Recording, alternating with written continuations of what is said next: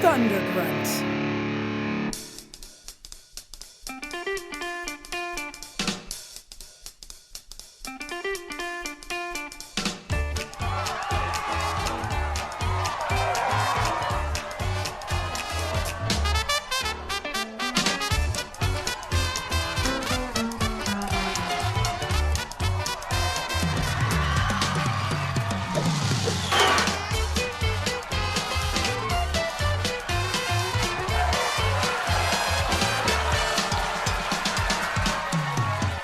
Hey, welcome to Writers Blockbusters, the show where we treat the final edit of a movie like the script.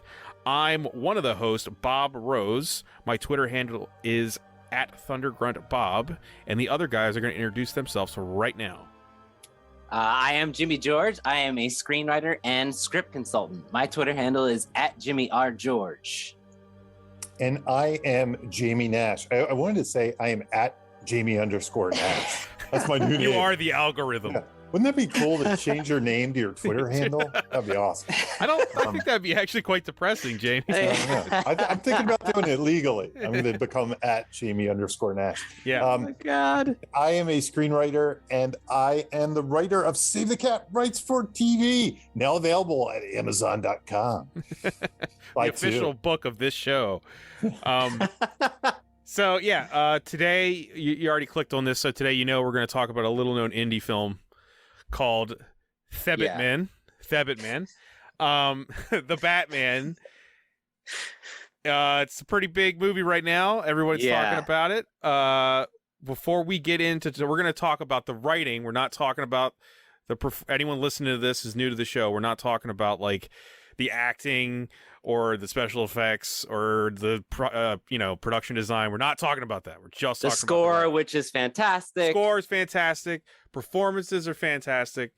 Yeah. We're not talking about that. We're talking just about writing. But before we get into the writing, all three of us are going to have our own little segment where we say our opinion of the movie as a whole, not just the script. First on the table is one Jamie Nash.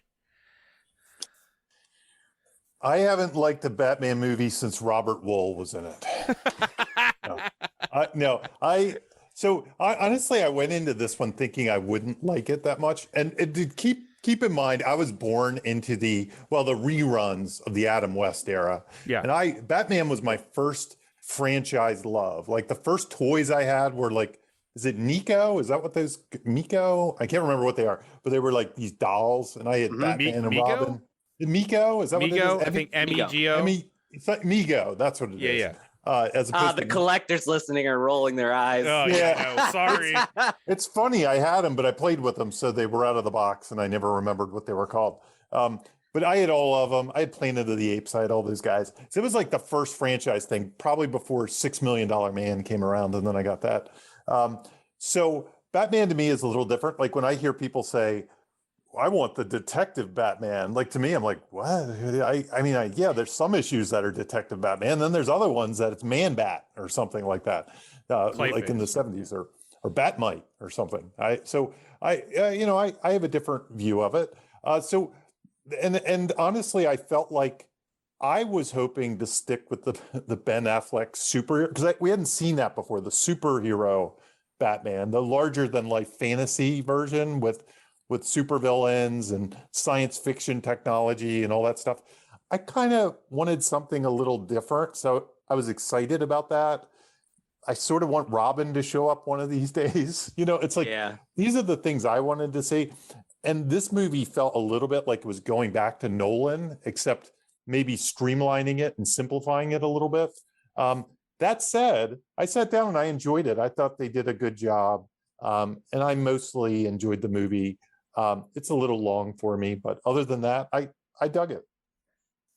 So that's my long-winded response to. I liked it. I mean, I think ours are going to be even longer-winded. I'll go next.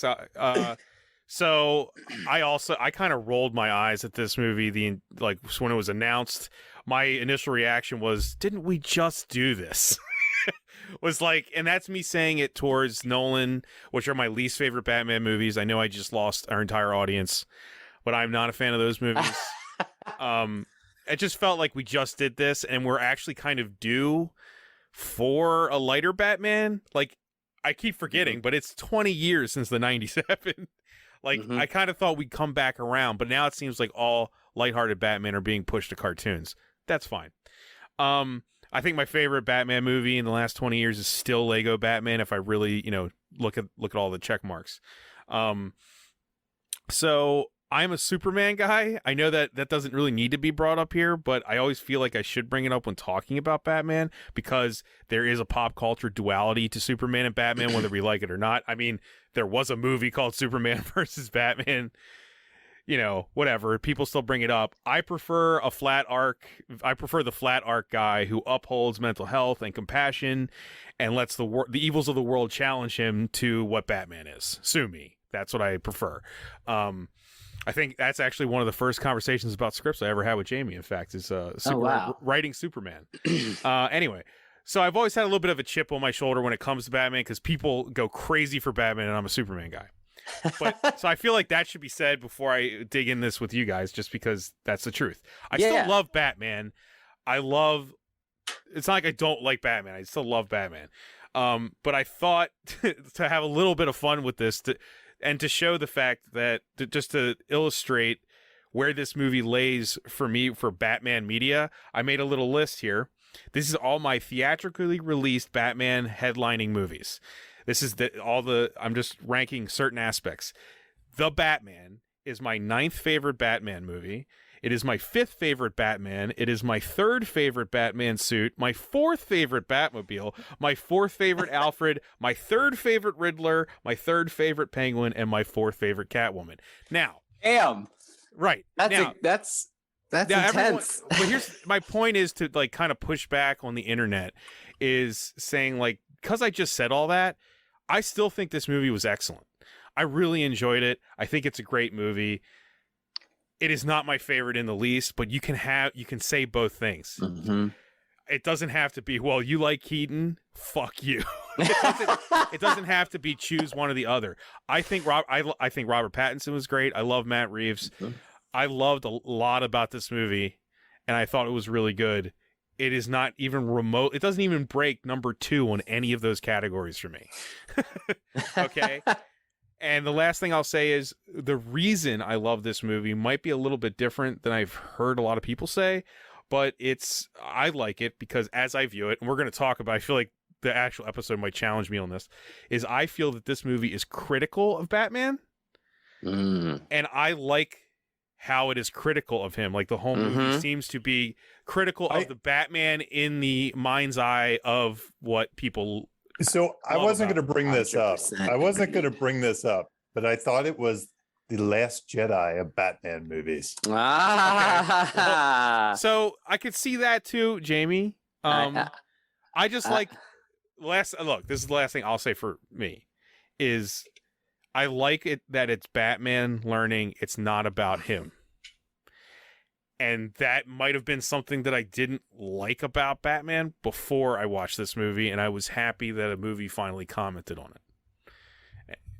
it. I guess that's all I need to say. That's enough. So well said there.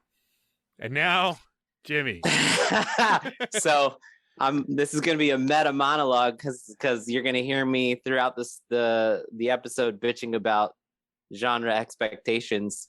And here I am about to give a monologue that has very little to do with screenwriting. That's what this segment's for. Yeah. So I'm like Jamie. I'll set up the Batman love section first. I'm like Jamie. I grew up Nickelodeon, Fox, our public access stations, like the Batman 60s reruns were like a staple of my childhood. They were everywhere before the Keaton movie, the Burton movies.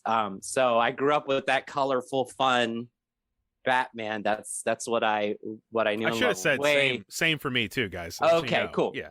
So that doesn't mean that I don't enjoy, and I thought the Nolan movies were fine. I wasn't someone championing that trilogy as like the greatest thing ever, but I do think Batman Begins is like very, very well constructed screenplay.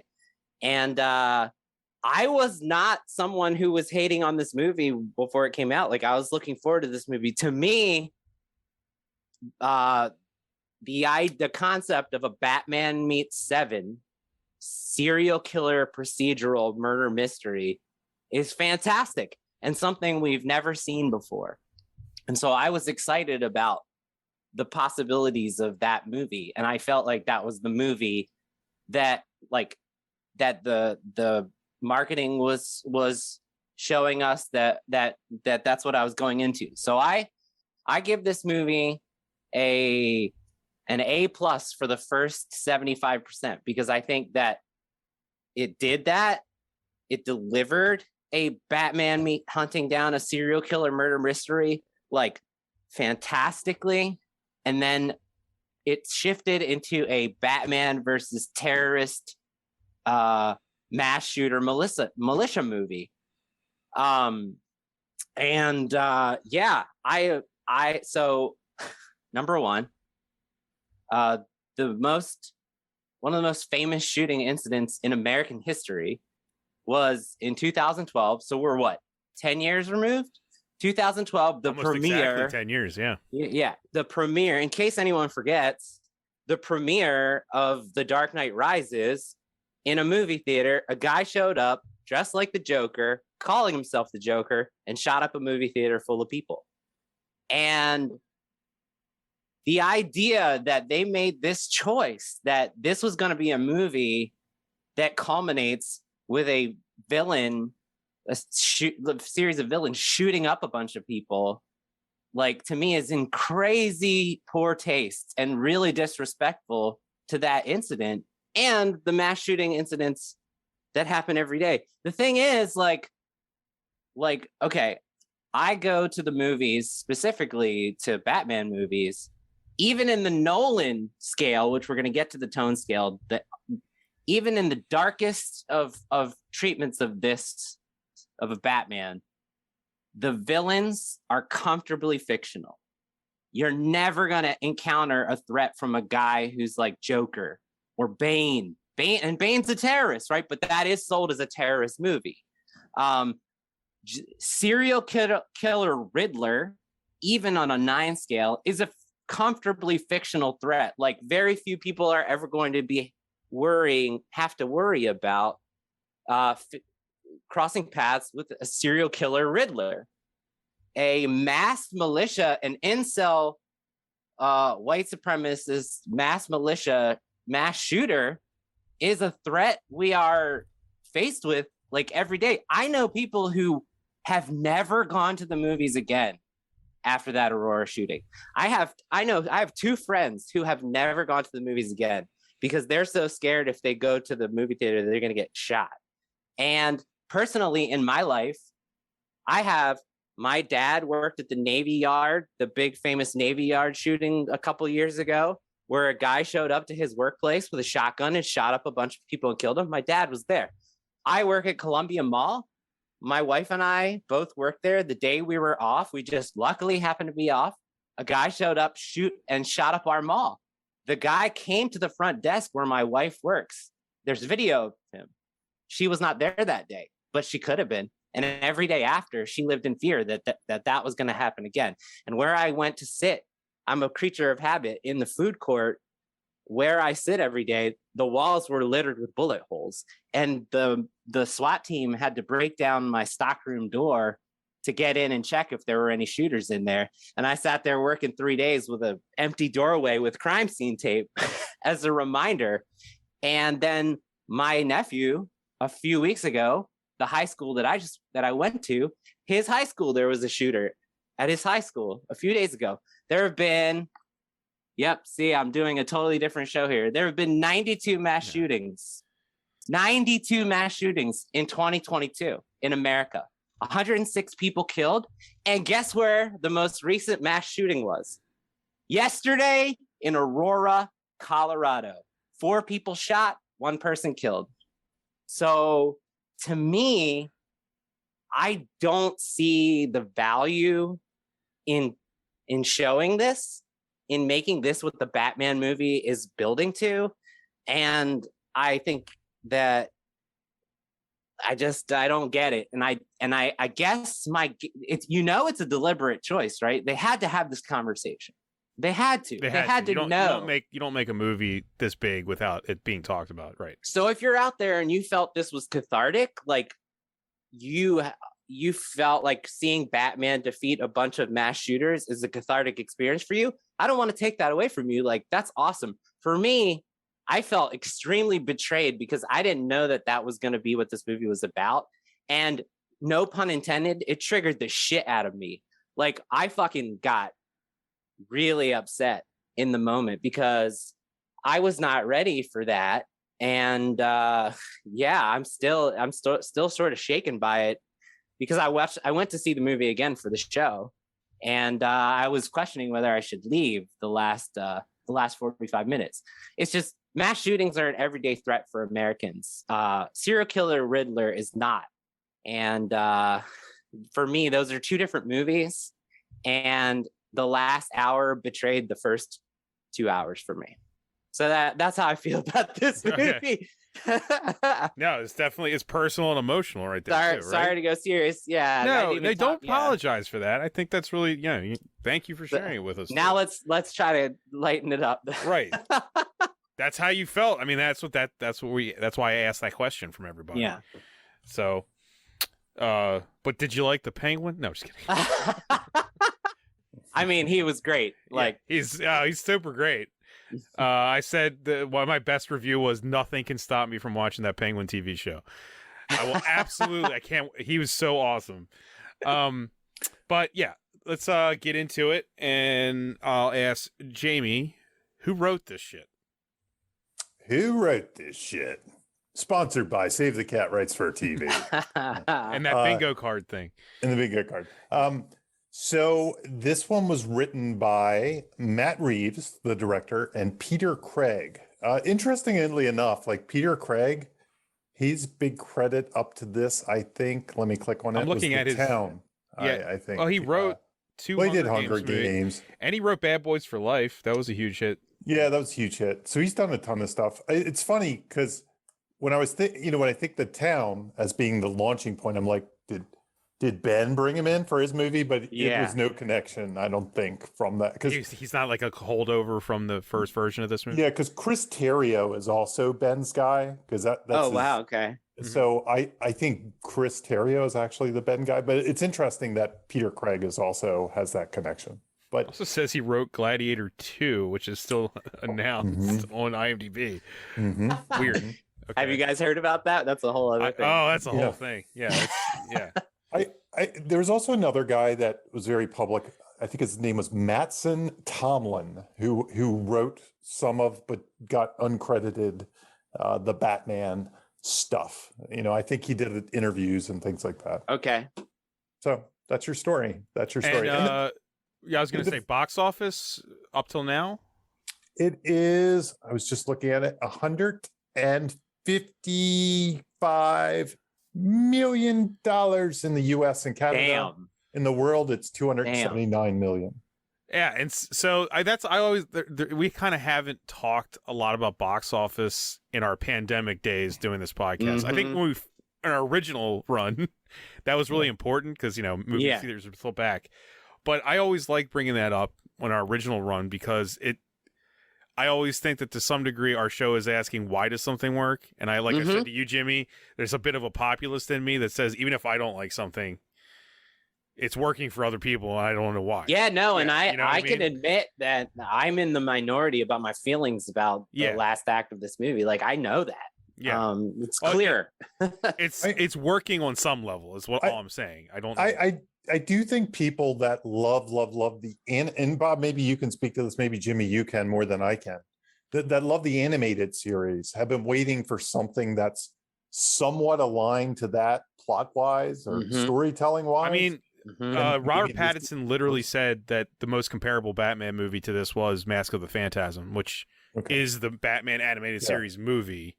Right. So, yeah, I mean... Yeah, I watched, I know people of a certain age, I'm Adam West, but the people, so to me, the animated series was like a riff almost off of Tim Burton. Like Tim Burton's thing was so hot. Let's do a animated series, but let's not make it quite as wacky as Tim Burton. You know, let's reel it in. And I watched it, and I see why people like it so much. Yeah, I see. Surprise! I get how prefer people the can be Superman raised on it. animated series. Batman The animated Superman series animated is series is in some ways underrated. I think it's actually quite good as well. They just released it in HD on HBO Max. Plug for nobody. Hey now. But yeah, no. I was gonna say Batman the animated series, Jamie. To answer your question, I think it's great. Yeah. And it's huge. I'm a little younger than you guys, just a little bit. It's huge with my generation. That was a huge part of my '90s childhood. Those two shows. And of course, the Justice League was also continuity, and the whole Paul Dini verse was just amazing.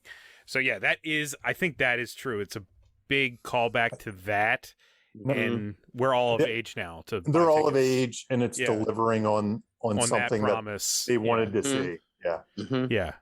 Which Although, I think is smart. But I would. Yeah, I was gonna say, like, push back. Those last 45 minutes are not the animated series. No, they're not. Whatsoever. I'd argue that the Batman himself might be more calling to the animated series than the actual movie. Gotcha. Like, obviously, the Riddler from the animated series was way closer to, like, Frank Gorshin. Right, Jim Carrey. Yeah, seriously, though. But this Riddler has nothing in common with the Riddler from the animated series. Well, I mean, just to jump into it, from a tonal scale, I mean, it's kind of like plot-wise, this is more similar to those in some ways, the interaction. Yeah. But tonally, it's still drastically different than. And we talk about tonal. Whenever we bring up tone, we talk about the tonometer, and we always bring up Batman. So we thought it would be a useful time to revisit the tone meter on the Batman scale and place this movie as well. So what the tone meter is when you're coming up with a script, and Jimmy, you probably get this even more than I do, where people write scripts and sometimes their tone is constantly shifting between the comedy version and the drama and the wacky and the weird. And you kind of read through it and you're like, whoa, this tone almost comes out of nowhere. You know, it's like this is a strange thing. So what the tone meter is, it's something I do, especially when I'm writing with writing partners, is we kind of decide on what the tone is by using movie examples. You know, we're like, is this Airplane or is it Airport 76? What was that? I don't even know the movie. 77, I think. 77. Yeah, Airport 77. You know, which one is it? Where in the middle is it? And because Batman has had so many different tonal attempts at movies, it's a great one to use kind of as an example. So it's funny that it's like the property that people fight about most when it has the most of a buffet for everyone. Yeah, like we fight about it so much, but there's no single. That's what I always say about Batman is really there's no one take on Batman. There's different takes. There's Tim Burton Batman. There's Adam West Batman. There's Frank Miller Batman. There's all these different takes. There's the animated series. And they're all slightly different, you know, or maybe massively different takes in some ways. So here's a quick tonal scale I wrote up, and you guys can correct me. No, I agree with all of it, Jamie. So I think Bob. I added one. I added number one because we didn't have one in there. Because this is something I don't even know what it is. It's a new movie. It's a movie that's going to come out. Oh yeah, no, I do know what that is. I've seen the trailer for it. I didn't know they just released the new one because Keanu's playing Batman. No, it looks pretty good actually. It was pretty fun. Yeah, no, it was fun. So number one, we're going to put. So this is kind of going from the most broad, silly, least realistic version to the more realistic, the tonally serious. So number one is DC League of Super Pets we have on this list. That's the new entry. I don't know. Batman with talking dogs. I think talking dogs is sillier than Legos. There's part of me that wants to say Adam West is still number one on the silliness scale because Adam West, they wrote that as a parody back in the day. They knew what they were doing. It might be the kid in me, but the kid in me still felt the stakes of it. There still felt, even though, same bat time, same bat channel, I was still a little worried. I think talking animals is sillier than Adam West. That's fine. Yeah. It's an interesting, it's kind of like back then they used to do parodies like Maxwell Smart that actually still had the plot and the tension. Now Maxwell Smart's a little more serious, they were odd the way they used to do it, which I like. I kind of miss that. Kind Oh of yeah, parody. Get Smart was my favorite show as a kid. To show how old I am. Me too. Me too. Yeah, like I'm constantly pitching Maxwell Smart in meetings. Like, I want to do the Maxwell Smart. I want to kind of bring back the Maxwell Smart vibe. And people are like, what are you talking about? You mean Inspector Gadget? So anyway, DC League of Super Pets. 2 is Lego Batman. 3, we have Adam West Batman. Again, these are, you could flip flop 2 and 3. Who knows? It's a little bit of taste. 4, we have Joel Schumacher Batman. 5, we have Tim Burton, Michael Keaton Batman. 6, we have the animated series. 7, Zack Snyder. 8, Christopher Nolan Batman. And number 9, our new entry, the Batman. So there's part of me now. Yeah. I realize what Jimmy said. Like, not to bring up the ending, but there's part of me that almost wants to put Nolan at 9 and the Batman at 8. It's a kind of a coin. I think they're neck and neck almost. They're neck and neck, but without discussing the ending, I find the Batman to be having more fun than Nolan ever did with it. I don't think Nolan's movies are fun in any way. So to me, they feel heavier. Thus, I would put them above that. That's the only change. Here's why I put it that way. Yeah, I feel this movie. I feel this, even though this is the way Nolan and Goyer pitched Batman Begins, was like, what if Batman were in the real world? That's how they pitched it. Yeah. Mhm. But Batman in the real world still had like weird samurai shit, and it still had Bane with a mask and stuff like that. Yeah. This movie seems to be the real world to me. Yeah. It feels like everything, like there's no, even Catwoman isn't really Catwoman. She's just like somebody that Maybe dresses. in my mind, It's way more like the Gotham series. Maybe in my mind, I might be going by more about execution in my brain. Like the execution of Nolan to me is actually heavier than even this movie. Execution wise to me. It is debatable, because I honestly know what you mean. Like, in some ways I might rewatch this movie, but I'm not sure I'd really need to have the stamina to rewatch a Nolan movie right now. Even though I enjoy Nolan movies, but it's stamina. I love Christopher serious. Nolan. I do not like his Batman. That's it. I love Christopher Nolan. He's a great filmmaker. But there's something about them that they do. They're very serious. They're very serious movies in their own way. This movie just had more fun to me, so that's why I'm putting it lower. Yeah. I don't like if you just look at the Penguin, like I don't think that Penguin that's too silly for Christopher Nolan. They might fall. Him doing the spaghetti slurping Italian stereotype is too much for Nolan to have fun with. He just wouldn't do that. They might fall to me on the same, like, they might both be 8s or something, but I kind of think they're so similar. Frank Miller's like 10 kind of thing. Yeah. I think you couldn't go wrong if you were writing the next Batman and you set it at 8 or 9. Yeah, you're right. Whether you dipped into this one or the Nolan, you'd probably be in about the same territory. So anyway, that's the tone scale. Yeah. So that's something, and like you said, we've used that for how many movies on this show? Like, we're literally bringing up Batman all the time. So stripping the Batman away from it, it's essentially, you have an idea for your concept. The first thing that you want to do is figure out the tone, because the tone is going to inform everything else. So most people kind of have an idea of what they're trying to emulate, right? In style and tone.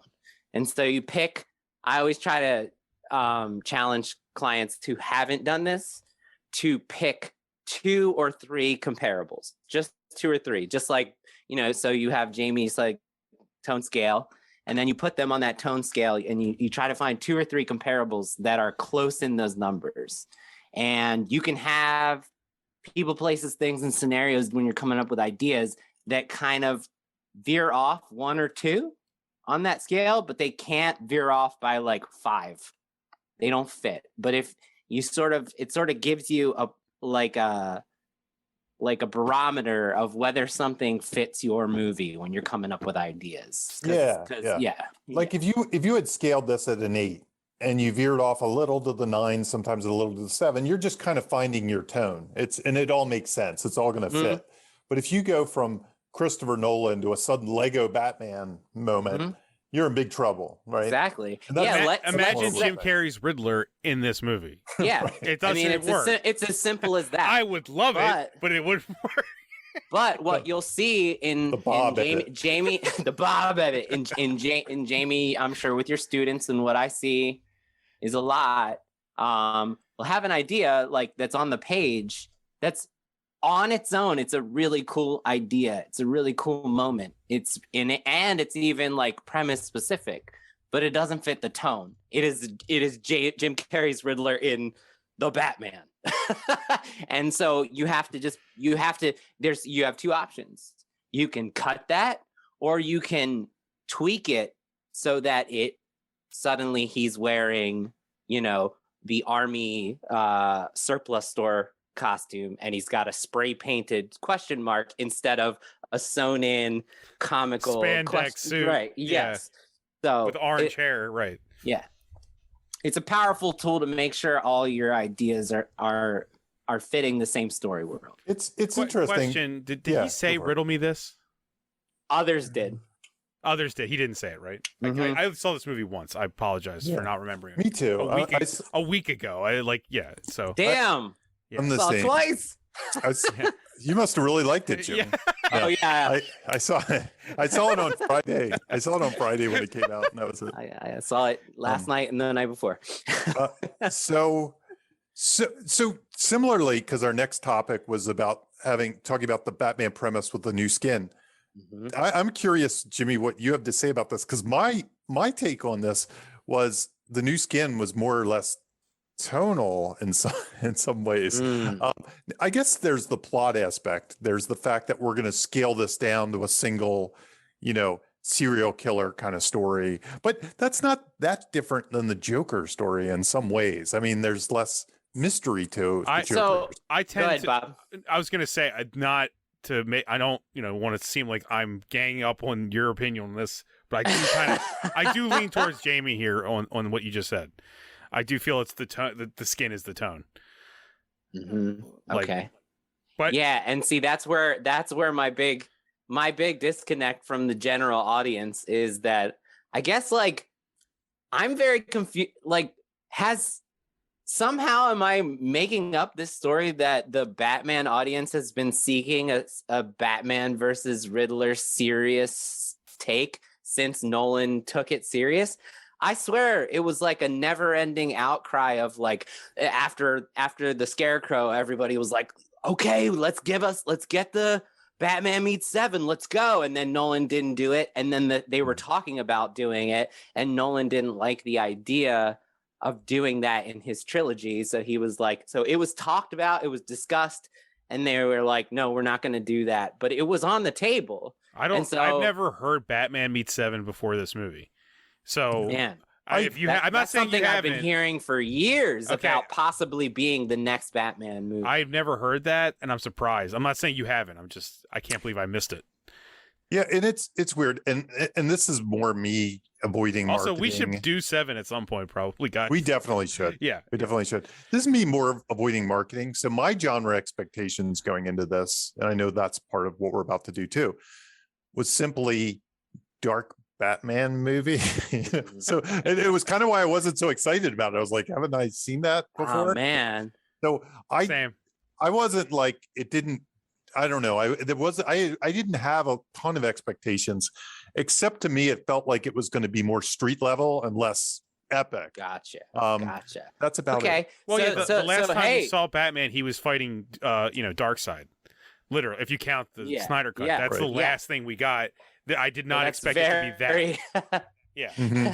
So I guess look, you take a movie for what it is, not what you want it to be. But that's what you're supposed to do. And I'm trying to say I'm taking a movie for what it is, and I think it is trying to be, for the first 2/3, Batman meets 7, which is, so the genre expectations are a Batman movie plus a police procedural serial killer murder mystery, like an episode of CSI with Batman as the lead, and then film noir detective movie. Those are the 3. However, what this movie actually does is it also throws in political conspiracy thriller and mass shooter terrorist bomber movie. Those are the two things I didn't. That's also like a little to bit me stalker. It's a little bit of stalker movie too. That's a different movie to me. That's a different genre, and that promises a completely different experience for the viewer, and so that's where it all threw me off, because again, there are images that are, and I have no problem like in this genre, in this premise with the new skin. What we talked about is you can take a concept we just talked about in the pig episode. What if John Wick was a pacifist whose pig was stolen, and the criminal underworld is the Portland culinary scene? I mean, and it follows the John Wick recipe like to a T. Like, I thought this was, what if Batman and what if Brad Pitt and Morgan Freeman in Seven were Batman and Jim Gordon, and instead of John Doe, it's the Riddler. That's what I thought this movie was, and that's actually what I think this movie is for most of its runtime. And so that's where I'm having my issues. Can I let me kind of address? I think we talked about it a little bit last night, even Jimmy. To admit the truth, we actually talked about it just a little bit. I'm trying to paint this from a writing standpoint. I know, like from a strategic. I'm not saying you're not. I'm not saying I disagree with you. That's what it's doing. It does change genres. I think where my disconnect on what you're saying is that I don't know if I care at all. I don't know if I like, and I'm not trying to go back here, but I've said to you, I actually wish it wasn't guns in the end. I wish it was some other weird ass Riddler weapon, like it shoots question marks at people and it poisons them, or I don't know. Yeah, like Jim Carrey's blender. But then that wouldn't fit the number 9 on the tone scale. I know. Yeah, I know. Little penguins with missiles is what you're looking for. But what I'm saying is, my aversion to the fact that it's bullets is not having an effect on what I'm saying as far as the tonal switch or the genre switch. I think I like the way the movie handled it. I like the reasoning behind it. So the genre switch to me was, the transition was written properly, and it didn't bother me. I don't think I would have ever come up with this as a problem had I not had this show to talk to you about it. You know what I'm saying? And to your support, to talk, Jimmy, about what you're saying, the Blake Snyder genres, to me, this is definitely, so Blake Snyder genres are story patterns. We talk about them a lot. The Golden Fleece might be to win a prize, win a trophy. The Monster in the House is when you're trapped in a house with a monster and you have to survive. This one definitely falls in the why done it category, squarely, right? And other superhero movies wouldn't. I can't think of a single Batman movie, and I might be wrong. I mean, my mind isn't so great, that would fall in the why done it genre. And I love that. Like, yes. I love that choice. Explain the why done it a little bit. So yeah, the why done it is one of the most simple genres of the Blake Snyder. So there's a detective. It could be an amateur. It can be a cop. It can be a superhero. There's a secret. That's the case. There's something they're trying to get at. And there's some pull. There's some personal pull about the case that makes the detective want to get to the bottom of it, no matter what it costs, And then the only other thing, and I'm not sure, I always have trouble finding this part because it's there, but is there's usually a dark turn. It shows that in pursuit, I'm reading from the book, in pursuit of the secret, the detective will break the rules, even their own, often ones they have relied on for years to keep them safe. So it's so great. The answer is so great. They'll go all in trying to solve the mystery. And that's all the why done it genre is. It's a detective story, but his key is the important thing. And this is what's cool. This is why this one, so the Riddler's there, right? But here's the big Blake Snyder thing. He says mysteries aren't whodunits. They're always why done it. Mm-hmm. So the thing to solve is, why is the Riddler doing this? And that's the Riddler's game, right? The Riddler's game is, I'm going to show you how this whole town is the problem, not me. So it's why am I doing it, not who is doing it. But in the why done it, the pursuit of the why, you'll find the who eventually. And what makes Seven like like so nihilistic is that the reason John Doe is killing is just because there is no why. That's why it's so like nihilistic and and intense. In both cases, it's not like Commissioner Gordon is the Riddler. It's not like exactly. It doesn't even matter. It's some guy. It's some guy in the end that we finally meet. That is the problem. You guys can tell me if I'm being a little bit dense here, but maybe it's the reason people are going with it is the how done it. Also, I think that there's that twist in the movie, right, where you find out it's not just the Riddler. Mm-hmm. It's a Riddler army. Yeah, right? no, I think, and I'm saying his like finding that out. It feels like that almost, I honestly think smooths it out. Here's my reason why. One, I don't mind the genre twist in the end. I have one problem with the genre twist in the end. And Jimmy, your triggers those issues aside. Totally those are personal tastes. Totally valid. Like, so I'm gonna park that because anybody, it's totally understandable, and all movies aren't for all people, and nobody should not have fun in a movie. I mean, that's so that aside. I feel bad you saw it twice for us. Yeah. So it was my choice. The reason I didn't feel bad is I think this is what happens to me when you do a this meets this. When you do a Batman meets Seven, the Batman gets in it. Exactly. It starts painting it, right? Mm-hmm. So the ending of this, again, choices aside, was very Batman movie, right? We expect a big in our $200 million. It's a very comic book movie. You have to have a big ending, right? Yeah. And we expect it. So, and one of my problems actually with the recent comic book movies is they all have 5 endings. It's like, we're on the ship. We're battling the people. We're on another ship. We're doing this. It's like, because you get to the all is lost as a Save the Cat person. I get to the all is lost and I check my watch. An hour and 20 minutes left. This isn't right. Why is the third act, an hour and 20 minutes? Yeah.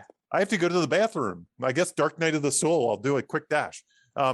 So, when we got to the Alfred moment, I was checking the watch and I was like, there's going to be a big ending. I was this is only halfway through. Yeah. I know where we are. Like if this were a why done it, we'd be done in 20 minutes, but instead we have an hour and 20 minutes. So I was like, so it's almost like it kicks off season 2 of the series or something. That's almost what it feels like. Then 1, and then you start with season 2 or the second movie. This is Batman Begins, but then Batman, so, but I think execution is part of the reason it didn't bother me so much. Part is the Batman paint. I kind of expect it. Just like in 7, I wouldn't necessarily expect Brad Pitt walking on the subway and beating up all the guys and all that stuff. Right. I wouldn't expect the big car chase. I wouldn't expect contacts and stuff. So there's certain things in Batman movies I almost didn't expect, and there's certain things in 7. So the peanut butter and jelly of it all, like it didn't shock me that there was a little jelly in the end of my peanut butter sandwich. But the other thing I'd say is the reason I actually like this movie more than I thought is I did like the character arc, which we'll talk about in a minute. I did like the character's journey. That's what I thought was the most appealing part, or the most intelligent writing aspect of the movie, is how they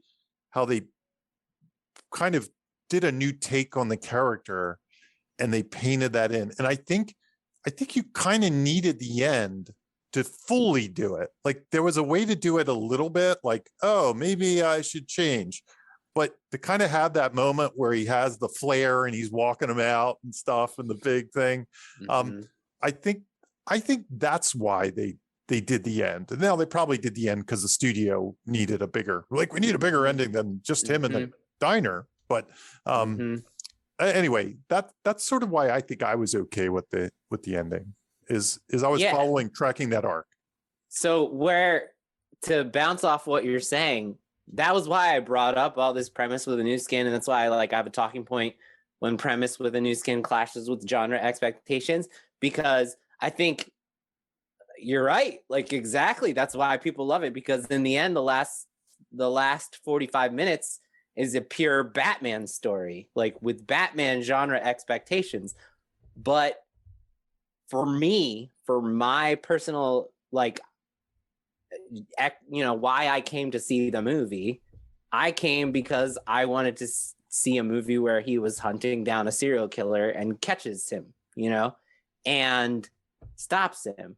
And that movie ended when Riddler turned himself in. And then this new movie started that is a Batman movie, but it has nothing to do with the premise with a new skin that informed the Batman Meets 7, that informed the entire thing up to this moment, where the last 45 minutes is some big epic action movie.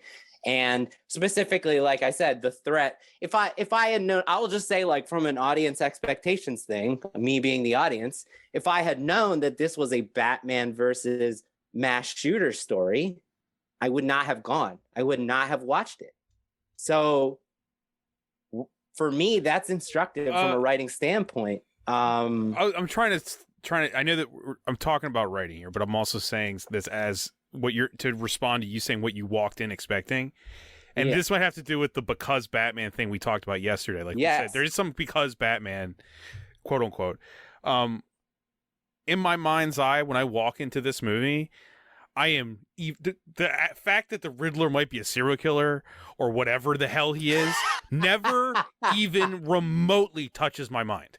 Like I never even think, fine, I'm going to go see a Batman movie where he's fighting a serial killer version of whatever. Didn't even touch my mind. The only thing on my mind is how Batman is written. That seems to be it. I'm not saying this before I saw it. I'm only thinking about basically the tonal scale and the execution of Batman. It's kind of weird how the actual movie is secondary when I'm walking in. Like, you know what I'm saying? Like, I'm actually less worried about that than I am is how are they going to do Batman himself. And so in a weird way, what I'm going to say is that the genre for a lot of people might be written as Batman. Just Batman is the genre. Batman, nothing else. I'm trying to say why it might work. Yeah, I'm trying to say why it might work for people because they're walking in and they're looking for a Batman movie more than they're looking for anything that we might be saying here. Like, they're not going in for 7. Yeah, they're going in for how do they handle Batman? I guess I was trying to look at it as like instructive. Because I know. Sure, no one's going to be most people listening to this aren't going to be writing a Batman spec, but someone listening to this might watch this movie and say, "Hey, well, I can have 7 for 75% of my movie, and then I can turn the last act into Sum of All Fears, and it's going to work fine because it worked in Batman." I'm saying those are two different stories and two different movies. True. I think it can be done, though, without Batman. It just has to be done right, right? Yeah, I think if they did, like, let's say somebody's premise was, I'm going to do a superhero 7 movie, they might end up in this territory. And it might work because the balance of superhero and 7 too. Mixed together. That's the thing. You can't end a superhero movie without something in the sky or something blowing up or lots of people. Right. Mass destruction. Yeah, the genre expectation of superhero movies is also the thing here. Here's the weird thing, though, about it. I wouldn't recommend they do that. Not because not for writing purposes, but for budget. Like, if you write the cheaper, like, what's the great? There's a Batman comic I loved, a superhero comic where one of them got murdered. And it was basically a murder mystery, a whodunit. And I always wanted to see that I can't think of what the title of that is. It was the Justice League. And anyway, but I always I wanted to see that as a simple, small contained movie. If my advice to people writing is write that version of the superhero whodunit movie. Don't do the big $1 billion version. Because I don't know, your path to production is better. So that's more of a commercial hit. Yeah. There's a slippery slope, I think, when you're using this strategy, this meets that, and you have to be careful to not do this meets that and then do something that completely clashes. And for most people, it seems like the peanut butter and jelly, like you said, is working. So hey, man, we've talked about this enough. We can move on. I was just articulating why I had issues with the writing aspect. I think I have a transitional point between this and the next point. I think. If I don't, I apologize to both of you. But one of the reasons that the genre switch we always talk about how sometimes the best villain is the inverse of your hero, right? Like we've talked. What is that called? There's a name we have for that. I forgot the actual. Oh, the circus term. mirror. The circus mirror. Yeah. Right. Like I think what kind of sells the genre switch here for me is the fact that I don't view the Riddler is not the circus mirror of Batman in this to me. Oh, big time term for me. He's kind of not the circus. He is the exact mirror. Oh, well, I just like for me it was more of his when he says the thing about how he needed muscle and he can't do anything himself. That actually read to me more than I think maybe what you're talking about. Oh, wow. Like the fact that he can't do it himself, because I was actually during the movie questioning how he's accomplishing this when he's such a small insignificant dude. And the fact that Batman in this movie is nigh superhuman. And he's accomplishing all this, and he still has no clue what he's doing to some degree. Like he's actually a novice in this movie. That's part of the movie's charm. Yeah. And the Riddler is, how is he doing it? And he's probably been doing it for the same amount of time. And then the actual answer to my question was, "Oh, I can't do anything. I'm actually a weakling. I have an army." And that's what sold me on I was like, oh, okay. So like I was asking the question during the movie and the Riddler answered it. And I was like, oh, okay. Gotcha. So yeah. I could see that. Yeah. Yeah. That makes sense. Yeah. So it like added a layer of that you hadn't expected. It answered something that the movie made me actually ask. So gotcha. And that also made me look at how Batman is achieving all this alone, pretty much. I was like, and that's what makes him Batman. He can do all this stuff and be basically by himself with Alfred, but yeah. But that brings us, I don't know, I was trying to bring that into Bruce himself, things he needs fixing, right? So for all my negativity, I actually think that most of this movie is, for me, like extremely well done, and the craft, there's so much good craft. And so the first thing I wanted to talk about, it's all going to blend together, all these lessons, they're kind of all interchangeable. That are coming up, but Blake Snyder talks about in Save the Cat, which Jamie wrote a Save the Cat book. Available now on Amazon Prime. Available on Amazon. That one way to set your character up is when we meet them in the setup, you give them things that need fixing, that we can watch them go through the trials and tribulations of those conflicts and hopefully see them improve those things by story's end. But yeah, I'm sorry, I didn't mean to interrupt. I was trying to I was trying to catch you right on the tail end to tag it a little bit. So if hopefully you were done. But I've when I have consulting things, and Jimmy, I wonder if you're the same. Almost always this is a problem. Almost always. Like I almost never read when I consult on a script. I almost never read a script that has the things that need fixing in the setup, properly set up. Almost never. Like I'll say 80% of the time. There's one. It's a problem. We get one thing. No, in most of mine, there's none, or maybe there's one. Maybe there's one at best. Is the one thing like just they need to get the MacGuffin? That's what they need to fix. It's not even the person itself. And that's the external side. Yeah, that comes after the catalyst. This is the before the catalyst. Most of the scripts I read from new screenwriters that are asking me to consult ignore setting up the ordinary world and mostly setting it up with the things that need fixing. Like some touch on the ordinary world. They're in such a hurry to get to that catalyst or get the story moving that they do not take the time to craft an entertaining things that need fixing section. Anyway, we've shown that movie after movie, when we do this exercise, they fall into 5 different categories, and we've gone character after character after character before World in great movies, and they have all 5. And so I didn't answer these, but I thought maybe we could answer them together, and go from there. So the things that need fixing tend to fall in 5 categories: changes in attractiveness, false beliefs or personality, strained personal relationships, not being entrusted with responsibility or not being able to handle responsibility, being invisible to keep people or seeking invisibility, and others don't believe in you or you've given up on yourself. So let's go down to the first one. Changes in attractiveness, false beliefs, and or personality. False Would you beliefs. say- false beliefs, right? He believes his dad was...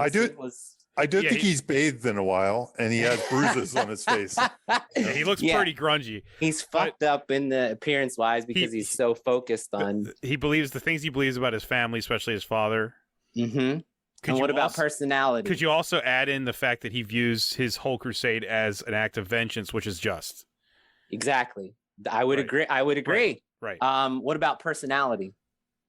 He's kind of an asshole. Yeah. He's an asshole. He's kind of a troll that lives in a cave at this point, pretty right? much. So there you go. He's got all three of those, and that's just one category. He actually has no personality. He just stares at people. He can't even be polite to Alfred. Yeah. In this movie. So yeah, we don't. We're not giving any of that like Michael Keaton and Alfred back and forth that I love so much. That is not present. It's fine. No. It's not, but it's not. Yeah. I would even this Bruce. He does. He doesn't even really have a save the cat, other than he does save a person as Batman. I mean, that's his save the cat. The rooting influence. I think his save the cat too is he adamantly doesn't kill. That's made clear like 3 times in the movie. Mm-hmm. That's his save the cat kind of, right? He is an avenger of an innocent person, and he kind of saves someone. But aside from that's all he has really going for him, rooting wise. It's like, so category 2, strained personal relationships. Would you say he has? I mean, he's kind of got strained personal relationships with everyone. Cops, with everyone, with Catwoman, right? with Alfred. He seems not to even want to leave his cave, as my take. He just wants to stay down there. Yeah. Yep. He's Shrek. Not being entrusted with responsibility or not being able to handle responsibility. I think it's kind of in both. Like he's not doing the Wayne found. He's not handling that. He's not really good at being Batman, like on both sides yet, right? But that's important. That's like informs. Yeah, like he's not going to meetings, and he even gets that one there's that one quote like the woman's like, "You're not even doing any outreach. You have all this money, and you're not doing." He's just beating up criminals. He's not actually using his other power, which is money. There's something else I detect in this movie, which is kind of funny that I can't say I've seen in Batman as much. When he walks through that line of cops, you almost sense the vulnerability in him. Like, I feel stupid in this outfit. Goofy. Yeah, he's kind of goofy. It's like usually you'd see Batman and they'd all kind of shudder and look back, and they're like awkward. They kind of side eye him. And he's kind of like who is this weirdo? He's like the mascot in the food court. Exactly. While all the other Chick-fil-A employees are like serving up the chicken, he's the guy in the cow suit. So, by the way, on that point, I've always had an opinion that the Batman costume is goofy, right? Yeah, it always is. Yeah. So whenever you put it in the real world, I kind of have a problem with it. Even in this movie, Nolan. That's why I think to have a little, this is just my opinion on Batman. This isn't a rating thing. I always think you need a little bit of goofiness in a Batman movie, a little bit of goofiness, because otherwise the Batman costume makes you feel goofy. I think this movie, though, it did turn to the other side where maybe he was a little goofy. Right. It was, maybe not totally, because I think the guys, like the guys at the subway in the beginning, I don't know that they're totally scared of him. They're just I mean, who are you supposed to be? Yeah, exactly. There's moments in this movie, this is more execution, but there's moments where you can actually see like in Robert Pattinson's eyes where he's like, oh shit, I fucked up. Yeah, totally. I love that. And that kind of makes him a little goofier too. It does. Like it also makes his anger seem goofy, which I think helps. Yeah. Which is part of the point. Part of the point, right. Like, he's a little like you're being an immature. edgelord. You're being an edgelord, and it seems he's a little immature. Funny. That's a little immature. He's kind of like unhinged immaturity. So back to this categories. Number 4, being invisible to key people or seeking invisibility. Seeking invisibility, right? Yeah, he's Batman. He's kind of Bruce Wayne is kind of invisible too, which is weird. Like when he walks into the funeral, like he's so invisible to the city of Gotham that like it takes people a long time to be like, oh shit, there's like the richest guy in the city right there. You know what I mean? Like, he's only visible to one of the main villains, which is Yeah. Carmine Falcone. Like Yeah. that's the one person who mainly recognizes him. Yeah. That's Which going to is go kinda into the messed next up, category in a minute. Yeah. Oh, sorry. Exactly. No, that's good. You're planting the seeds for the next thing. And then number 5, others don't believe in you or you've given up on yourself. Does he? I think there's in the voiceover he has something. I'm not even sure if I'm changing anything. Yes. Or something, you know. Yeah. So that Also, counts. Alfred doesn't seem to believe in him what he's doing currently. He doesn't seem to believe in anything he's doing. questioning it. You're becoming quite the celebrity. Yeah. Yeah. He's being very judgmental about it. Yeah. That's true. That's good. So here we see, once again, we have a movie with a great character construction, and we get things that need fixing set up in the ordinary world in all 5 categories. So if you're coming up with a script and you're coming up with a character, this is a great exercise to kind of give your character multiple layers of conflicts that need to be challenged and explored throughout the story, and create. When you do that, you have 5 different ways to create conflict just from that, and that's just from Bruce. Like, yeah. And here's the other key to the things that need fixing. And this is debatable, and we can also kick this around. Usually they stem from his flaw, right? Mm-hmm. And I think the flaw, the character arc here, I don't know specifically what it is. It feels like it goes from vengeance to hope a little bit. Like I can do this to extract personal vengeance. Like it's almost like it's all about me. Well, that's why I said at the beginning. Like to me, it's I'm doing it for me, or I'm doing it for them. And I'm doing it for them. For them is what it turns into, and his flaw is for me. That's good. Yeah. So in the beginning, so all these flaws are kind of like, I don't care about that other crap around me. I don't care about other people. I don't care about, the Wayne Foundation. I don't care about anything. I care about me in this mission, and that's it. He's very selfish in the beginning of this movie, and most of his flaws stem from that. A good example is how they write his interaction with Catwoman. He doesn't give a crap about Catwoman's her actual goal is to find her friend. Mm-hmm. He just wants information about what he's looking for. His case. He doesn't give a crap about her, and his case. She actively calls him on it in the movie, which I think is a good transition to. She's an agent of change, right? Yes. So this is building off of the things that need fixing. When you come up with those things that need fixing, which, as Jamie said, usually is based on the core flaw, the inner conflict. One way to force a character to grow and change, and to show the audience how that's happening and why that's happening, is to create characters who are reflections of the various problems your character is going through. So they come in 2 types of forms, which is best case self, worst case self, right? And then you can even expand that and be like, best case future self, the best of who I used to be. Worst case future self, the worst of who I used to be. Things like they represent who I used to be. Things like that. It depends on your character. So I'm going to go down the list and kind of describe all these characters, and you can kind of see how when Bruce is in their presence and interacting with them, how it might make him look inward and decide to maybe do things differently. So the first one, let's talk about some negative self-reflections. The Riddler. He's a penniless orphan turned city accountant. He's betrayed by the Wayne Foundation, which is like the opposite of what Bruce is, by Gotham's renewal project. He is fueled by vengeance, and he's inspired by Batman to wear a mask and use fear and violence to change Gotham to what he perceives to be a better place. I mean, that minus the money, that pretty much sounds like Bruce. So there's one example. Carmine Falcone, he is a disloyal, because Batman's all about loyalty. He is a disloyal, reclusive Gotham mob boss who takes charge of the Wayne Foundation's money, the Gotham Renewal Project, and uses violence to control the city and the criminal underworld. And he kills Bruce's parents, and he rats out fellow mobsters. So it kind of gives Bruce a glimpse of who he could become, or who his father might have actually been if he made the wrong choices, and who he could become if he makes the wrong choices. It's very much reflections of who Bruce is and how he goes about his life and all those things that need fixing that we decide.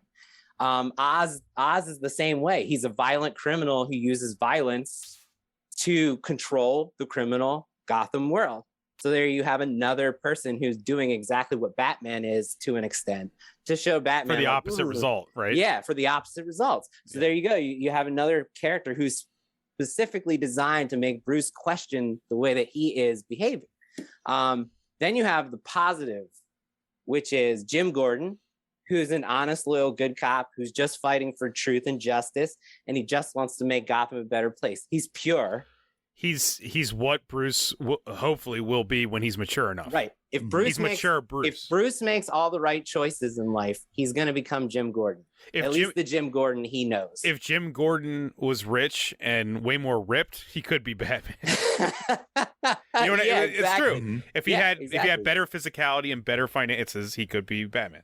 Right. And then we have Alfred, who actually believes that Bruce's father's legacy is worth fighting for, and is actually still working hard to uphold the Wayne, family legacy the way Bruce is, even though he knows the truth about the political conspiracy and everything. He has forgiveness in him. He's willing Alfred is basically all about renewal, right? Like Alfred is trying to heal Bruce. He's trying to heal the Wayne family, and he's trying to heal himself. And that is what the opposing theme is, right? Vengeance versus renewal. So Alfred is a representation of what could be if Bruce is willing to forgive his father and forgive himself for the things he's doing now. So I think even Alfred is a really good reflection, of also elements of Bruce. To sum it up with the two of them too, I feel like Alfred is just as lost in a way. Like Bruce is lost, and so is Alfred. Ever since the family died, they both have been kind of like meandering through life and just doing whatever feels right without knowing what's going on. I think that's a good point, and it's once again, it gets the character to think about what's Alfred doing? How could I do things differently, or how could I do things that I like about Alfred that are like what I'm doing wrong? And they're like, and Alfred's like, should I have been a father? And Bruce is kind of like, should I have been a son? Exactly. Yeah. So, but that's in the construction to bring out these conflicts and these things that we can feel. Yeah. And then the last one is Selina is kind of a reflection of both sides, right? Like the best of Selina is the best of Bruce, and the worst of Selina is the worst of Bruce. And she's almost identical, just the same way that the Riddler is identical, in that she has a similar backstory to Bruce. She was orphaned when she was young. Her mother was killed by criminals, and that shaped her. And then her mother was killed by a gangster. She wears a black suit, and she has the same stubborn personality traits. And most importantly, she is out for vengeance, just like Bruce. So and Selina even has this great line. She says, You assume the worst in people. We're not so different, you and I. So, right. So yeah, this is a great way if you're coming up with a character and you've got that inner conflict that you are happy with, and you've got those things that need fixing that you're happy with. One way to fill your world with characters is to come up with ways for them to reflect that inner conflict and those things that need fixing in various different ways, in a variety of different ways, so that every time your character is interacting with them, they're being forced to look inward, and they're being forced to challenge what's wrong with them in order to do better. So I also like how, you said that Selina was like his, she's a kind of a mirror. Both sides, yeah. But she also has this wonderful exchange with him about you must have been born rich. Exactly. Even though she has all these similarities, she's like, there's that one where you've been way too privileged, and I can tell. Which is gonna force him to look inward and be have some perspective. Oh shit. Right. So yeah. Good point, man. Yeah, we're at the TV book, right? Yeah. This is yours, right? This is Jamie's. This is Jamie's. Jamie, your sound's off. Yep. Sorry, I grabbed a charger. So here's the thing that I found interesting about Jamie, this. move your mic a little away from your face for me. Sure. Just a little bit. The thing I found interesting about this movie in particular with how it did its arc, and like I said, I was a big fan of how it did its arc and that it had an arc. And there was a part of me that thought this was going to kind of be more of a flat arc or something. I don't know what I was expecting. But it reminded me of something that happens in TV a little bit, which I call the whiff of change in television pilots. So most good television pilots, and the ones you should write, should almost kick a theme off in a character. It should kick off an internal stirring of sorts. It should be the first beat of some internal stirring. And I felt like this was almost like that pilot episode. I mean, you could see it as the first season, where he just gets the idea that maybe he could be something different. You know, it doesn't mean the next movie he's going to be completely different. It's just going to be like he's dabbling in a new way. Like the vengeance part's still going to be there, is my guess, because it just kind of makes him who he is. But now he's going to be trying it a new way, and there's going to be an internal struggle, an internal battle with him between the vengeance part and the hope part, the for me and for them part. So you're saying like he learned his lesson, but now he's got to struggle with the lesson. Like, you know, you lost a bunch of weight, but now you got to struggle to keep it off. That's exactly. Yeah. And I think so. I mean, great, Bob. Well, I've lived that one a few times. So, and this is more of a television lesson, but television tends to be about that struggle. Like the struggle is everything. The struggle of change, and should I change, and I don't want to change, is everything. Whereas film, it's kind of more. It's more of a learning. Like there, you could see the steps, the progression. It's a constant progression. Where TV kind of gets stuck in the middle because it has to, because the characters can't change, and they're constantly struggling with the two. And there was just something about this arc where it didn't feel like he was completely going to be a different person, but it gave him a ton to think about between now and the next movie, and to continue in the next movie. Yeah, Bob, you really did a great job of just breaking it down to it's about me, and by the end it's about them. I do feel that from the movie, and I couldn't put my finger on what it was that I was feeling. So I love that. I mean, he basically says it more or less in his voiceover, but yeah, just the whole "it's not about you." That's really, you know, what was it? That's a line from Doctor Strange. It's not about you. Yeah.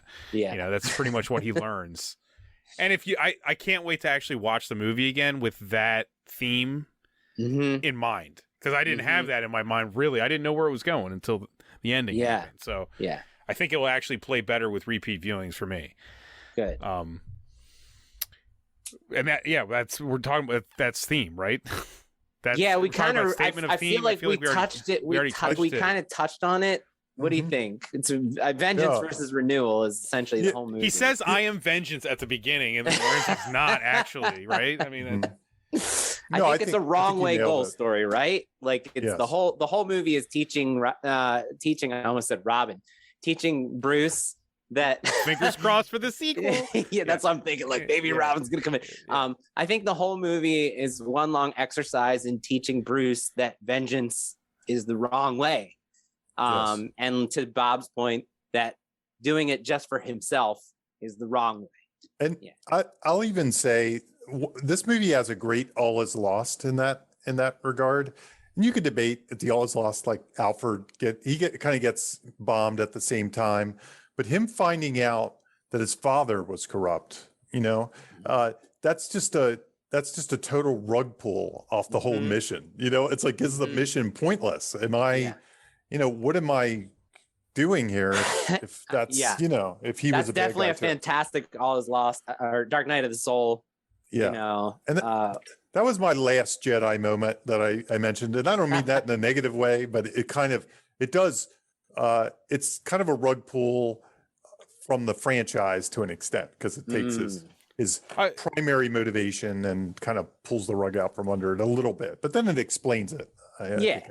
it earns it big time. The whole Yeah. the whole thing from like him learning that's not about him to, it's about everyone. I obviously love like Michael Keaton's Batman. For me, it almost felt like an inverse of that movie a little bit, which kind of goes with what Jamie's saying. Like in that movie, when we meet him, he's older Batman. He knows this already.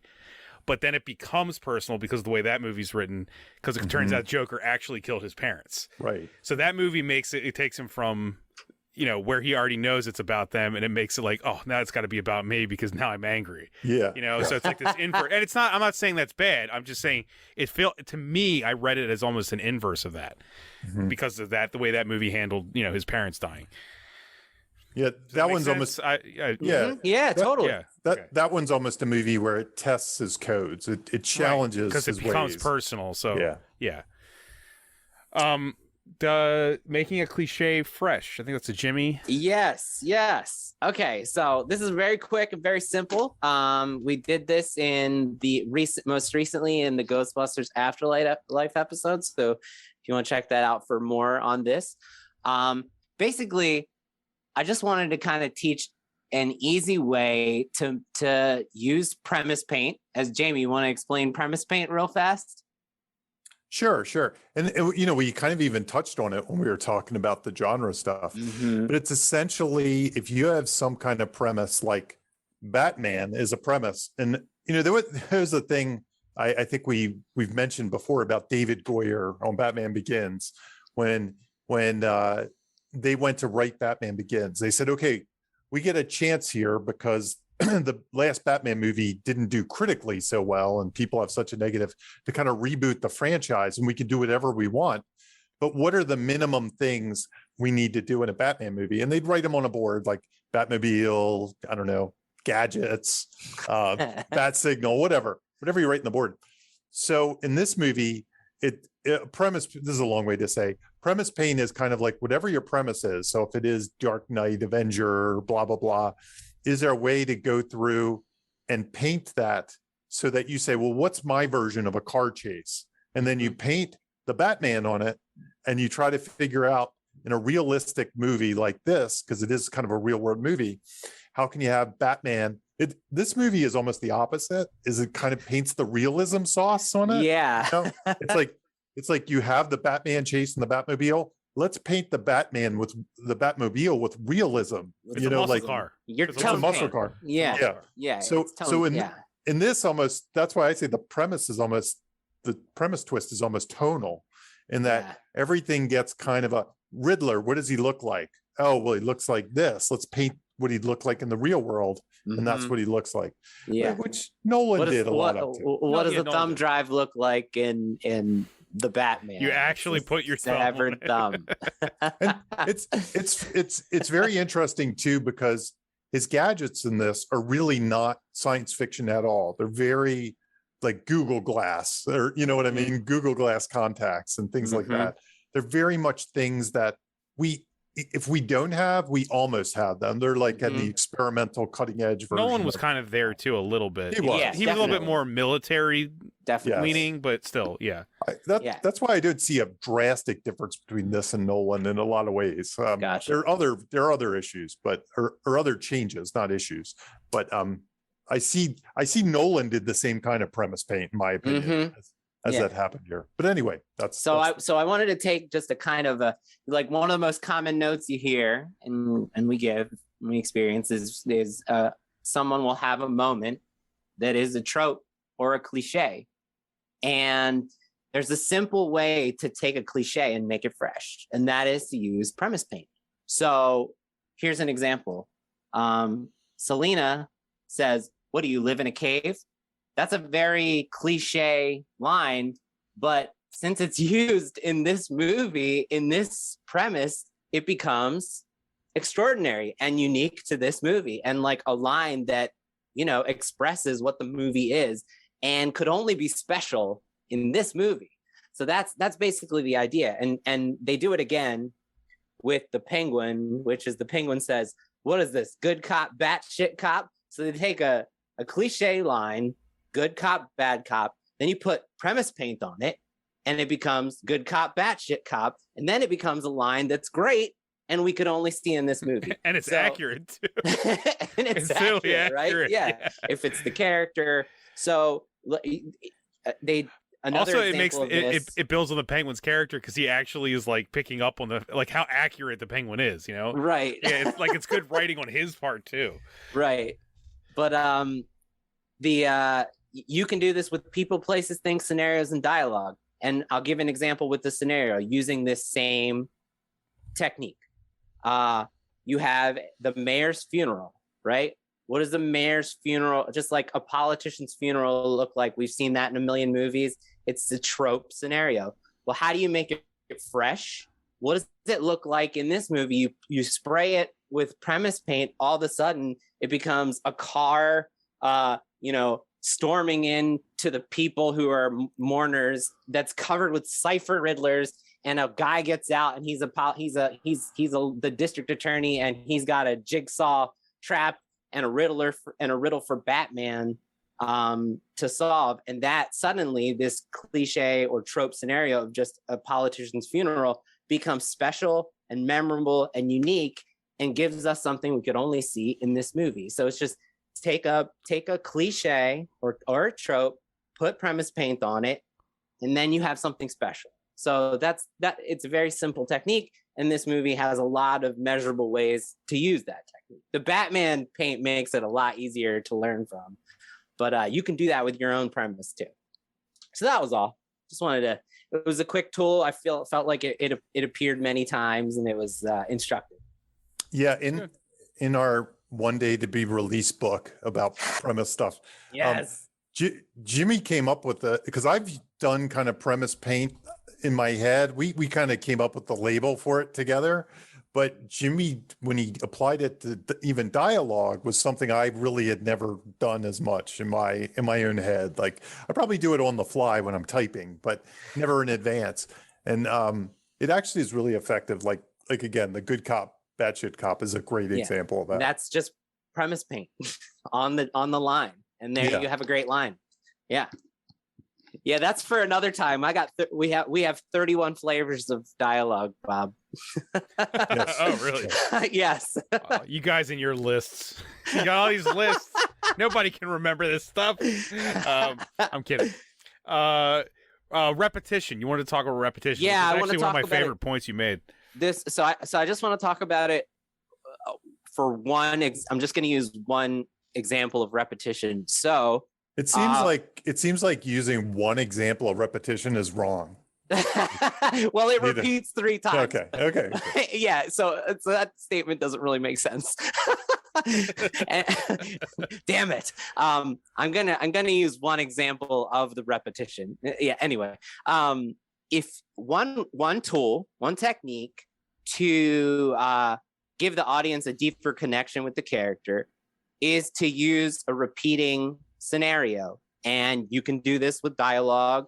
You can do this with just a scenario with no dialogue. In this case, it uses a scenario and dialogue, and you give the audience a scenario, then you repeat that scenario, and then you subvert that scenario with a payoff that's different than how we started. And you use that repetition that we're familiar with to show how the character is growing and changing based on how they react to the situation that we saw them like fail at before, essentially. So the example I want to use is Bruce trying to get into the Iceberg Lounge versus the twin security guards. We have a pure, really instructive rule of 3 here. The first time he tries to get into the Iceberg Club, he says, he's dressed in the Batman suit, right? He slowly walks up there, like kind of goofy, right? Like he thinks he's just gonna get in there with no problem. And he says, "Do you know who I am?" And the twins are like, they're unimpressed. And then he has to really like work hard and beat them up and fight them to get his way in. It's kind of a hard effort, right? It doesn't go smoothly. So then we see that a second time, and Bruce Wayne shows up not in the bat suit. It's after the Dark Knight of the Soul, where he's really down and he learned about his father, the truth about his father. And he goes to the front door. He's not dressed in the Batman suit. He's just all sad. And he's like, "Do you know who I am?" And the twins are like, "Yeah, holy shit," and they let him in. And then the third time he knocks on the door, the twin comes out. He's nowhere to be found, Batman. And then he sneaks his way in and locks the twin out. So it kind of allows the audience to feel like Bruce is getting better at being Batman, and he's kind of learning the ropes. And it's just a great example of how to take a simple scenario that's like 30 seconds long each time, right? This is like a half a page each, and how effective it is at like, nothing needs to be said, and you understand that Bruce is getting better at being Batman. So it's also the most important lesson for writing comedy, in my opinion. You set up, you establish, you pay off. We talked about that in the Wayne's World episode. We talked about that a few times, but I mean, the thing you're talking about, to me, was one of the funnier things in this movie. Yeah, it's funny. It is funny because we keep seeing those guys at the door. They keep having more bruises because of the last time. Right. Yeah, it is funny. It works for comedy and storytelling. Obviously, I'm not. Yeah, for me, there have been many scripts I've written where I actually will write these scenarios out on their own, and then place them into the story where they fit. Like I'll write like mini stories that are showing my characters' first act attempt, second act attempt, and third act attempt to show growth. And I've got like 2 minutes of the movie that's a very focused element of it, and then I pop it in and fit the other story around it. So yeah, it's something I use a lot. Gotcha. The next one, I think it's another Jimmy point here, right? Fear is a repetition. Repetition. What if we just kept doing that for the next hour? It's just repetition. So, and I just do describe the door scenario with the twins over. That'll be our April 1 episode. Or the Groundhog Day. Yeah. Fear is a tool. So I figured, since fear is a tool is Bruce Wayne's mantra and the Riddler's mantra, it was a good episode to talk about this technique. It's another one of these brainstorming tools. Like when you're sitting here and you're coming up with ideas and you're trying to fill your whiteboard with all the ways you could explore this story, which I really encourage you to do, because a lot of times I don't want to get in the way of people's flow or devalue the flow element of just sitting down and writing. But a lot of times what I'll read a script is I'll read an amateur script, and they basically have just kind of like taken like 2 ideas of premise delivery that are really cool, and the rest of it is just kind of like unrelated. It's incohesive, and it doesn't deliver on the promise of the premise. And so one way to make sure that your movie is doing as many interesting things as possible with the premise is to sit down and challenge yourself to come up with like 100 ideas. And one exercise to do that, I call the nightmare fuel exercise. And so, this movie's all about fear. And you basically, like, the prompt is 2 types of prompts. An external prompt is, have your character say, I'll do anything you need me to do to achieve the goal, except face the one fear you need me to face in order to achieve the goal. And asking yourself, what is the answer to that question? What is the fear from that question? That's going to really hone in on what your character's inner problem is. And then for instance, an external fear of Indiana Jones is the snakes, right? I'll do anything you need me to do to get the Ark, except go through a tomb filled with 1,000 snakes. Mm-hmm. So what is the story going to do? It's going to throw him into situations where he's faced with snakes.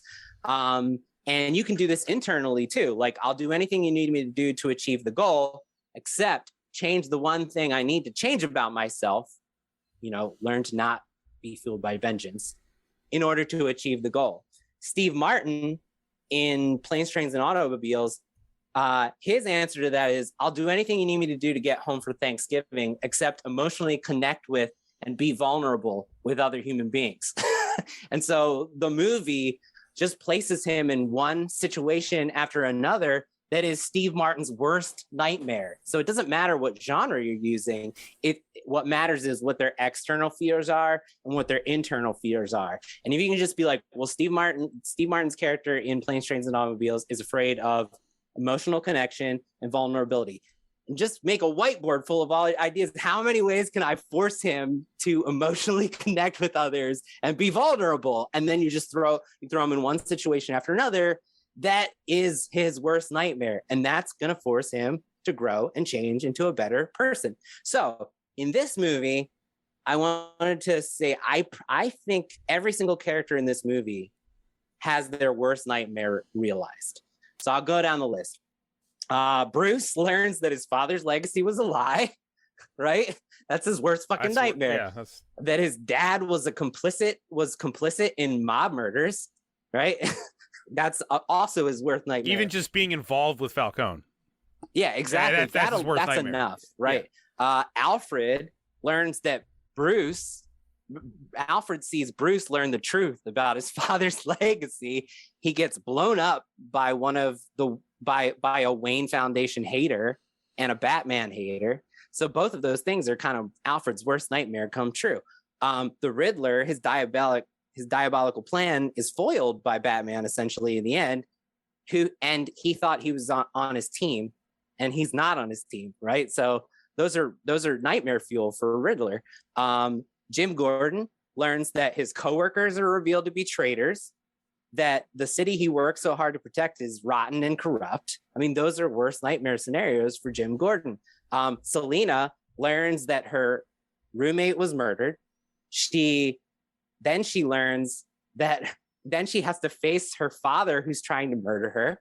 And then she learns while he's trying to murder her that he murdered her mother. I mean, damn. Oz, the Batman nearly kills him. Like, he's scared as shit in that car chase, and he looks like he's never been scared before that moment. Like, he's truly afraid. And Carmine Falcone, his daughter tries to kill him. Batman captures him. Jim Gordon arrests him in front of a crowd of cops who aren't on the take, who aren't working for him. That's Carmine Falcone's worst nightmare. And then the Riddler assassinates him. So every one of these characters, if you had started the idea process and been like, what is their worst nightmare? And you just write a bunch of ideas, that's a great way to get to these moments we got to, right? Just by using that nightmare fuel exercise, you can come up with ways that are going to be so perfect for the story and like add layers and depth to it. So I think it's I use it a lot and I see it a lot, and it's really used well in this movie. Yeah. Who could argue? Great examples. I think you should call it the meatloaf rule. You know, I would do anything for love, but I won't do that. But I won't do that.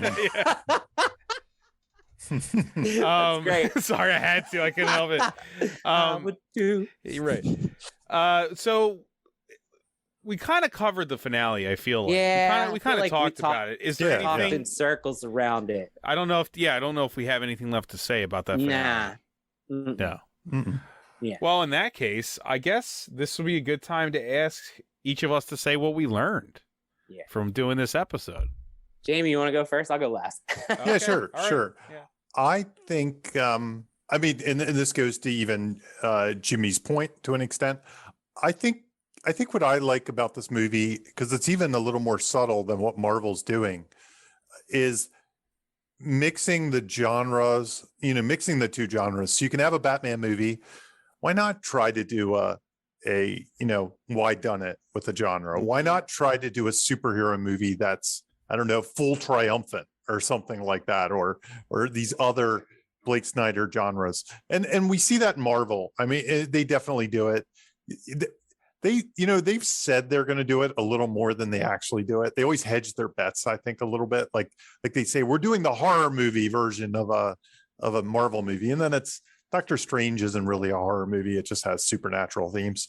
But I'd like to see a Monster in the House Marvel movie or Star Wars movie or something like that. Please. I think that's what brings the freshness to these genres, even more than, let's take it from I would like to see Star Wars get off a desert planet and go to like a snow. Well, the snow planet's been done and we've done a swamp. I don't know what's next, the fog planet. But I think it's the genres that are key to keeping the freshness in these old franchises and old ideas, and just your ideas in general, because your ideas are new twists on old things. And this is the way you can bring it. You can do a vampire movie, but what's the why done it vampire movie? Or what's the buddy love vampire movie. So anyway, Mhm. that's what this one reinforces that to me, because I think, much to Jimmy's point, one of the cool things about this is kind of doing that simple why done it story with Batman is what really made this kind of a fresh Mhm. take, even though a lot of it is very similar to the Nolan stuff. That the dedication to that genre is what makes this one fresh. Mhm. Yeah, I think I always say, like, doing a movie for Writers Blockbusters, it usually brings out different things than I would normally think about a movie if I just watched it and enjoyed it. I'm not saying I don't think about movies, but when we do this, I try to dig deeper than I would mentally. I make my own little lists and stuff and decide if I should put it in there with you guys. Mhm. For this, I think the biggest revelation I had was, obviously, I like the fact that, in a way, as someone who is very critical of Batman, I find this movie subversive to some degree. I find, and I obviously really love subversive movies, and this is it's nuanced, but it's funny to me because it really questions Batman's whole existence. It questions the Batman that lives on the lips of the people I think it's kind of questioning. Mhm. You know what I mean? Like, and I really like that. I like the fact that it's like, this is the guy that you all seem to want, but he needs to learn this lesson in the end, and you're kind of wrong for thinking that this is how he always should be. He shouldn't always be the I am vengeance guy. And I really love that about this movie, and I'm not sure I would have found it so clearly defined had we not done this. So I'm going to say that's what I learned, and that's what I love about it the most. Cool. That's why I think if I had to love this movie, that's the main reason. Because in the end, he just kind of learns to be Superman. I mean, and that's really what the movie is kind of. He's just like, yeah. Love that. Yeah. For me, I learned two things. One, I learned from your, pointing that out, Bob. I couldn't put my finger on. I did feel like, beyond just the monologue where he's like, vengeance is not going to change the past, and I have to become a better person. I was like, is that enough? But I did feel growth and change, and I was trying to put my finger on what it was that I felt he learned. And then when you said he learned, it's not about me, it's about them, that before and after snapshot kind of came into focus, like in the opening when he's beating up those thugs who are attacking that innocent civilian. He's really not interested in innocent civilians' well-being. He's just interested in beating the shit out of those thugs. And then in the end, he's carrying people out of a disaster situation, one after the other. And, they have that great shot where he's amidst firemen and the sun is coming up and it's beautifully composed. And that after snapshot is very much showing us like he's helping others instead of, it's not about beating up the thugs. And so I think that's really measurable. I think it's great. I think they earn it. And the second thing I learned is that, Jamie, to your point, the power of that, the premise with a new skin approach is really, really powerful and effective tool. And that's why so much of this movie works for me, even though I think it changes up genres. And I'm in the minority on that. I understand that. And I do think that the last 45 minutes does deliver a Batman experience. So I'm not pushing back on that. I just wish I would have known that it was going to be that versus a mass shooter. And I would have thought twice about watching it. But yeah, that's all. I also learned that Batman has the superpower to be able to make a perfect ramp appear during a car chase so that he can jump over a ball of flames, which I thought that was in defiance of the tone, by the way. I was like, wait a minute. Didn't talk about that. If that happened in Bad Boys 4, I'd be fine with it. I'd love it. Yeah, but man. it happening in this movie, I was like, What? I was like, I don't know. It's we didn't talk about that, but some of the action, he should have died from that parachute. That parachute fall would have killed anybody, even if you're wearing armor. I don't understand why in a gritty movie you would have, like, Matt Reeves, you can find a different way for him to land. Come on, I don't know. There was a lot of like just walk up and fight 12 guys and let them shoot me in the chest kind of stuff. And I was like, I don't know. Like, I wish there were more gadgets at play there or some more, stealth moves or something. I don't know. None of us know the answer to this, but I'm pretty sure if you're wearing a bulletproof mask, getting shot in the head is still not kosher. Oh, a bullet hitting you in the head and not piercing. No, that's like getting, I mean, that's got to be how much pounds of pressure. That's like getting hit by Mike Tyson at full force directly in the face. I mean, it would not be okay. I mean, the movie does have it at the end where he's like, he has to give himself an adrenaline shot to wake back up. Which was cool. I like that. Very cool. Like, but some of it, I was just like, he would have died there. Like, and I shouldn't be saying that for the tone the movie's offering. Right. That's my point. That's my point. I'd be fine with it if it happened in like Joel Schumacher or something. Yeah, Keaton it almost worked. I mean, he kind of did some, but even Keaton, I thought his tactics were a little bit more I don't know, survival oriented. For me, Nolan violated this too. Batman jumps out of a skyscraper and lands on a taxi. That would still kill a human being. Just because you have armor, it doesn't stop your organs from moving around inside of you. Right. And the only reason you're questioning that is because of the tone. It's not because I can't. I'm fine with dumb. Everyone knows I'm fine with dumb movies that don't make any sense. That's fine. I'm fine with being silly. But this movie's not asking me to be silly. And I'm like, that parachute hit when he swings under and hits the top, and then smashes into a car and then rolls across. I was like, if he's getting up and walking, that's not realistic. It's hard to say, but I find that stuff writing. I actually think writers can come up with better things. Whether or not the director said, I'll worry about that. Just write, there's a fight scene. But he's writing at that point. You know, Matt Reeves, that ramp appearing in that scene is below Matt Reeves. Yeah. Matt Reeves could have figured something else out for that car. It could have had Batman push a button. I would have even taken that. He pushes a button. The Mach 5 version? Or something like pushes the car. The front has like car like boosters that pushes the front up, and then it hits another car. And then they roll over. Yeah, like give me something besides a ramp perfectly appearing, dude. Like that is not tonally balanced. I'm sorry. Because that's when there's like 3 times in the movie when I was like, that doesn't work here. It goes from the 9 to the 5. Yeah. Him getting he's him with his face right next to that collar explosion. I was like, don't have his face right there. That's not how explosions work. The flesh on his face would still be burned and possibly blown off. You can't do that. Whatever. I thought I shoved that in. Bob right had some other talking points. I did, and those are like those weren't my writer's blockbusters criticisms. Those were my like nitpicky fanboy. Yeah, I think that is writing, though, Bob. It is writing. It is writing. Yeah, I had the same issues. I was just like, because in my head, movie. In my head, it was the same debate of the goofy costume. Like if you almost need some silliness in these movies, you know, and those things just seem like. For the realism of the movie that I was being presented seemed too fantastical or I just feel like it doesn't take much whiteboarding to figure out how to fix those 3 instances of like he needs to be dead or severely mangled.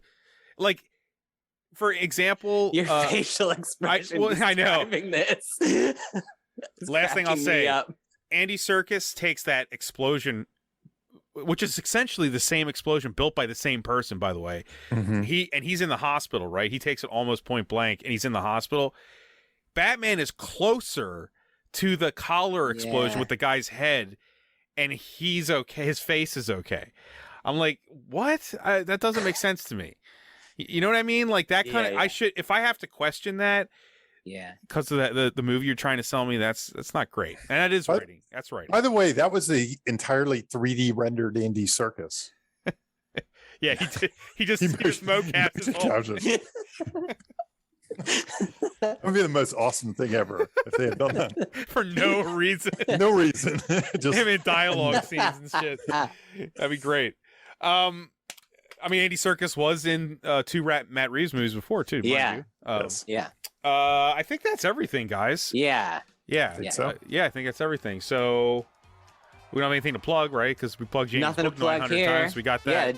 Yeah. Bingo card. Right. All right. I think that's everything. Bye, everybody. All right. Thanks for listening, everyone.